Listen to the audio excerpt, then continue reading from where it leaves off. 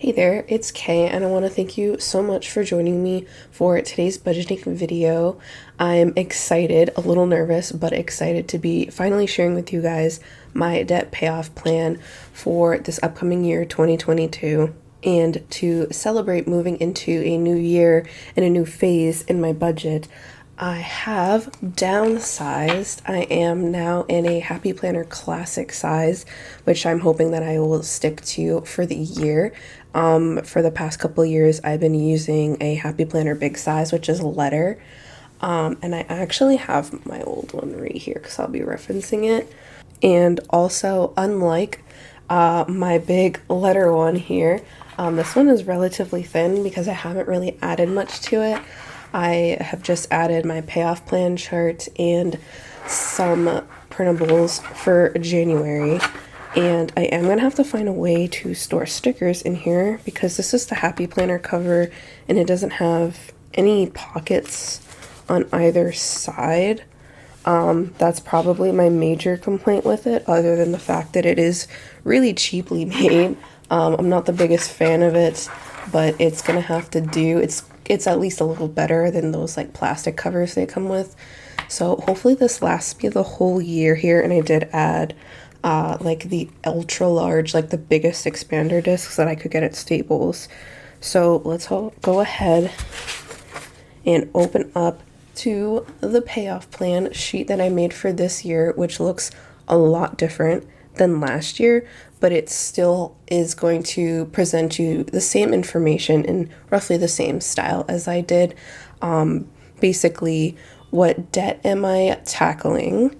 What the starting balance of the month is going to be, what I estimate the total monthly payment to be towards that debt, and what the estimated ending balance is going to be for that debt at the end of the month.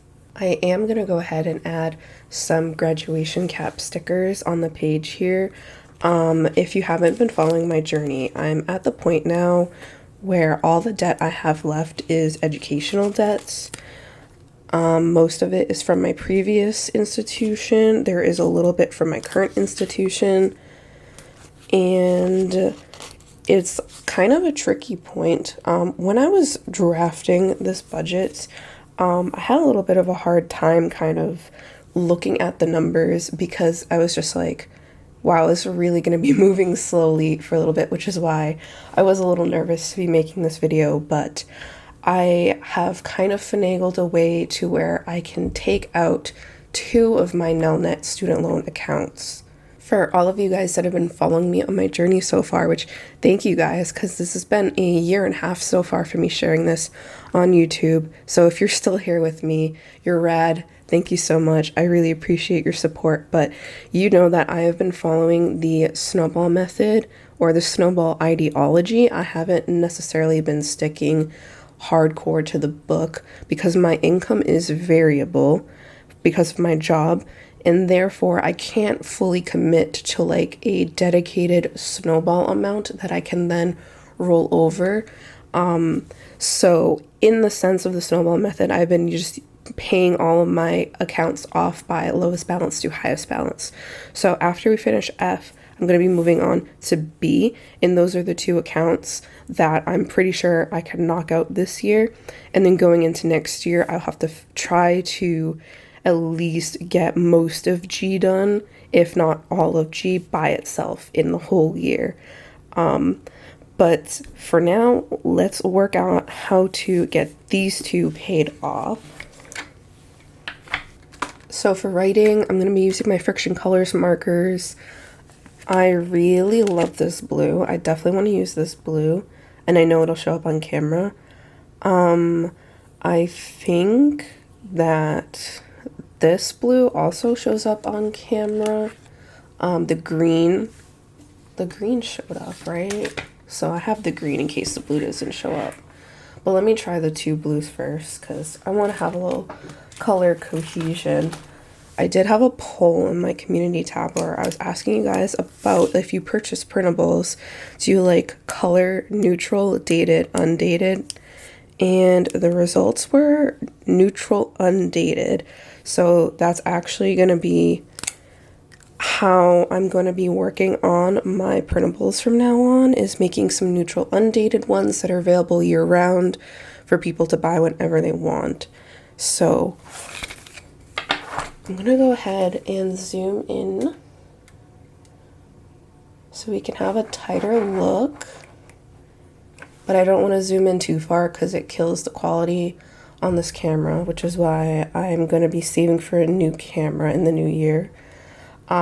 So like I was saying, we do have this Nelnet F that I need to finish off. So that's where I'm going to be starting this year. And I have a balance. Yeah, I think it was 867. Yeah, so 866 and change. I'm going to round it to 867. And I'm actually going to just pay it all off in January. This is pretty much the only way that I can get myself in good footing to get 2 loans paid off.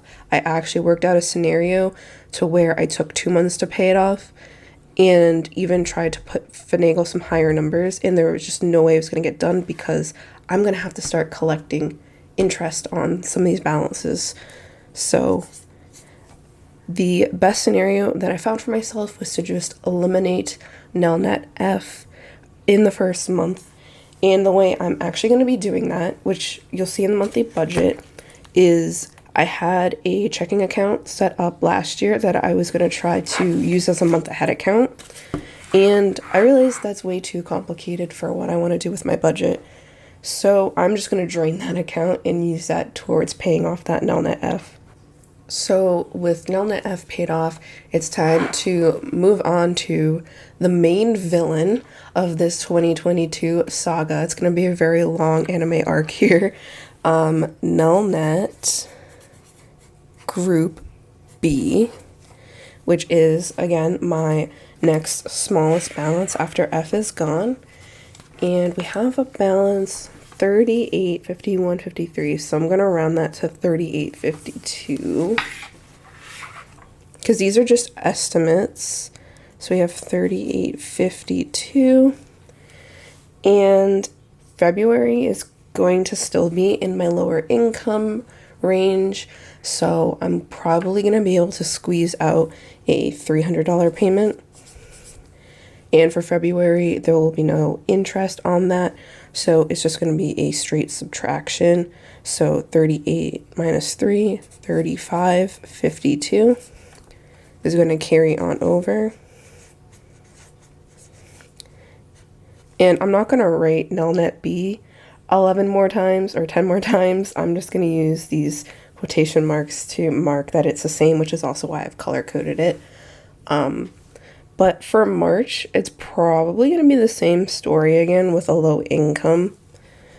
I have my schedule for the first quarter of the year. There's not a lot of traveling going on, so therefore I'm not going to have a lot of tax-free expenses coming in. So at least there's no interest here, so that will take me down to 32.52 to carry over because there's no interest. Now with April, I should be getting more work, especially going into the summer is usually when I'm the busiest. However, I don't have access. We don't have that schedule out for us, so I don't know if I'm going to be traveling or not. So I don't want to estimate anything too crazy. There should still be some travel. So I'm going to estimate that I'll be able to make a payment of $450. And again, the interest starts in May, so I'm going to asterisk this because this is where I'm going to have to start calculating interest. So 32.52 minus 450, 32 minus 4 is 28, so 28.02.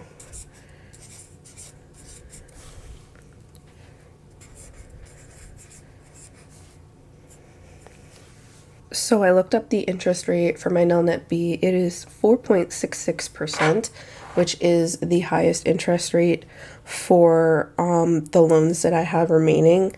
Both F and G are newer loans that I took out at 2.75%, and I think that they were low rates because of the pandemic. I am going to have to start paying this on my balances. So I need a calculator. And I haven't turned this thing on since I had my final exam. Look, I have matrices in here. So I have 2802 times 0.0466. So there's going to be $131 roughly of interest plus 2802. But what I'll probably be able to pay, I think my income might be the same-ish as April. Again, I don't want to over-project. I'd rather under-project and finish early. I'm going to say I could probably do 400. Again, I don't have a schedule, so it's kind of hard to figure out. Okay, so we're going to have 25, 30. I'm going to round it up to 33.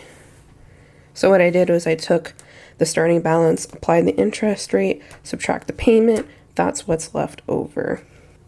June is a month that I'm really nervous about financially because my lease is up in June. So if I am able to find a new place to move into, I will be moving. That might affect if I can work. I might have to take PTO for the move. I might also need to use some funds to help pay for that move, even though I do have, I have emergency savings. I have my home sinking fund I can dip into, stuff like that. But I am planning to try and move out of where I live because I hate it. So I don't want to tie up too much of my funds in debt payment for June. So I'm going to lowball on a $200 payment here. Now, at this point, I should have mentioned, at this point, the student loan forbearance should be over, meaning that I am going to have a monthly payment required for these loans every month. So when I pulled it up in Nelnet, it said it's estimated about $125 a month. So this is also going to include that. So it'll be 125 minimum plus 75 extra is what I can probably manage. Again, I hope the situation is better and I might have to start a moving sinking fund. But there's some stuff that my partner and I have to discuss in regards to that. So I don't want to get too far ahead of myself. But let's see, I have 2651 minus 200. Yeah, that sound was my upstairs neighbors, who I hate because they're loud as fuck, and that's why I want to move. Anyways, this leaves me with 2451, and I do need to calculate interest on that.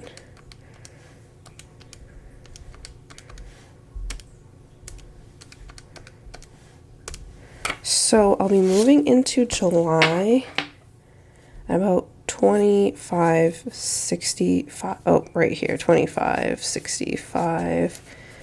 We're still on Nelnet B. July should be a good month for me financially.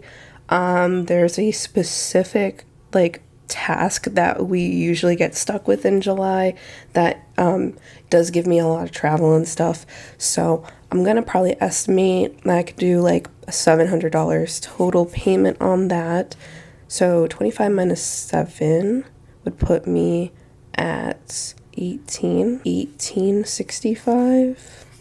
I'm gonna double check because my brain does mess up sometimes, and again, 7s trip me up. I've said this a few times, but yeah, my brain doesn't handle the number 7 very well. I don't get it, but 1865 times 0.0466 plus 1865. So August, we're gonna be up, I'm gonna round it up, 1952. Again, for me, August should be a high income month, a little lower than July, but I'll still be getting some kickbacks from July travel by then. So I'm going to estimate about $600, and I'll have 1352. So 1352 times 0.0466 plus 1352, 1415. we're getting so close to ending this. So let's see, 14, 15, so September could probably be busy. Not as busy for me as July and August, but knowing what my company wants to do to some of our stores, I'm probably still going to have decent work. Normally my low income time starts October, November during the holidays where I can't travel. So I'm going to say probably another $600 here, and 14 minus 6 is 8, so we'll be at 815. But then there's going to be interest. And again, I'm calculating the interest, and I'm probably not calculating it correctly simply because these are estimated numbers, so it's not going to go exactly this way, but it should be relatively close. And I have designed this to be kind of a worst case scenario. So we're going to be at 852. Although it was so sad, I was just so close to being under 800, and I'm like back up. But let's see, 852, and then I have 3 months. These are low income months though, so it can get kind of dicey here. If September is good, I'll have residuals kicking in through October. So I'm going to be a little bold on this estimate. On my original draft, I just double checked it. I put 300. I'm going to say 400 here. So 452, and then 452 times 0.0466, $21 of interest. That's so sad. So 473, so almost $500, and I'm at the end of the year, and I am cutting it close, but I could cut back on holiday spending for 2022, so then that way if I'm putting less money into my Christmas sinking fund, I'll have more money for debt payment. So November should be feasible to make like a $350 payment total. So 473 minus 350 leaves 123, but there's interest.